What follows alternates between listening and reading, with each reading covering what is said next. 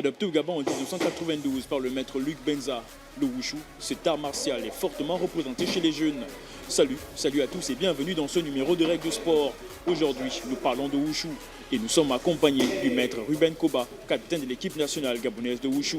Suivez-moi pour les explications.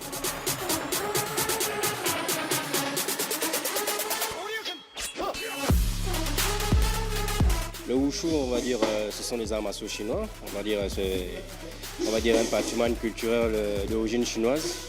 À l'intérieur, on a le taolu et le sanda. Le taolu qui est la partie technique, ce qu'on peut dire, pour mieux se retrouver, on va parler des kata. Et le sanda qui est la partie combat. La partie combat, le sanda en lui-même, c'est la boxe chinoise. En wushu, le marquage de points, il y a, comme on dit, comme dans toutes les autres disciplines, il y a des parties interdites, il y a des parties autorisées.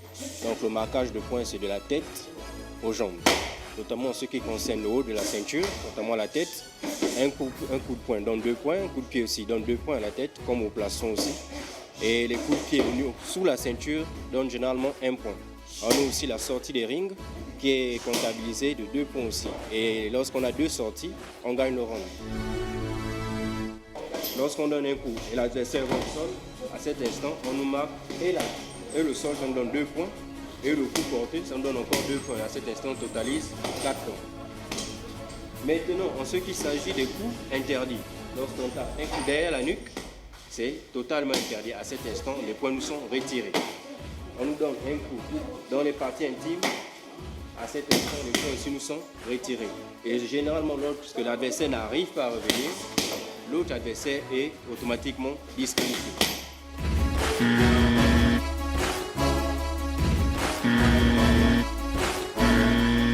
Et en ce qui concerne les KO, le KO peut se donner avec un coup de poing ou un coup de pied, ou à défaut lorsqu'on a mené la personne dans une saisie à laquelle il ne peut plus se relever.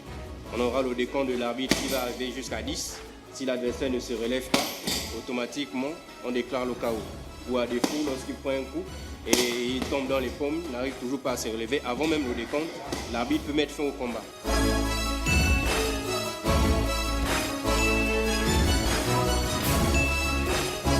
Et qu'en est-il pour le combat corps à corps? Explication.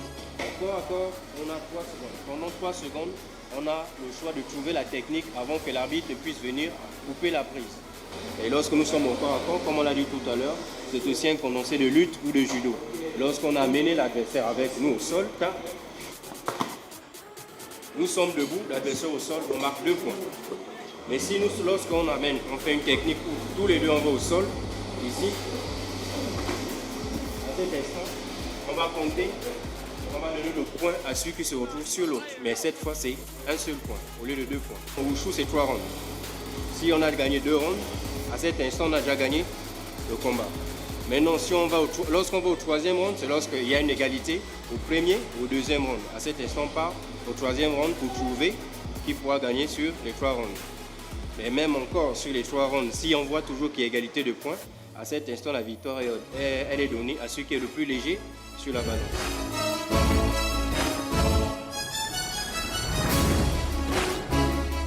Voilà qui est dit, voilà qui a été longuement expliqué sur le wushu et ses différentes facettes. Plus rien ne vous échappera sur cette discipline présente au Gabon depuis 1992. Salut, à bientôt pour un nouveau numéro.